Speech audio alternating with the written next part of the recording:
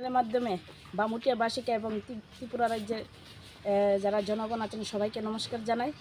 যে আমি আনন্দিত, কারণ আমি যে জেলা পরিষদের পশ্চিম ত্রিপুরা জেলা পরিষদের 2 নম্বর সিটের থেকে প্রার্থী হয়েছি। আমি এর আগে 5 বছর বামুটিয়া আরডি ব্লকের চেয়ারপারসন ছিলাম।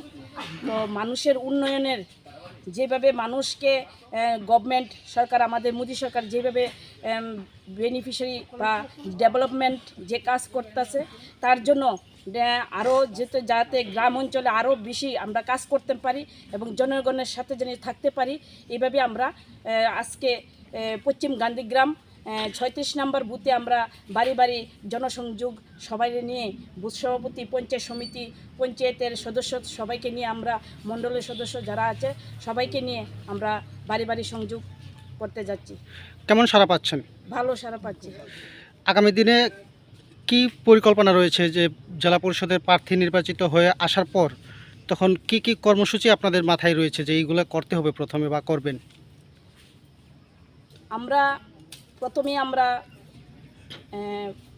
শপথ নিয়ে বসার পরে আমরা যেভাবে আমরা যে বাড়ি বাড়ি যে যাচ্ছি দেখছি, রাস্তাঘাট আরও দরকার, আরও ডেভেলপমেন্ট করতে হবে এবং বা যারা ঘর পাচ্ছে না, যারা ঘর পাচ্ছে তারা কীভাবে ঘর পেতে পারে, রাস্তাঘাট আরও উন্নয়নের দরকার, জল যারা কৃষিকাজ করছে তাদের জন্য জলের ব্যবস্থা করে দিতে পারি।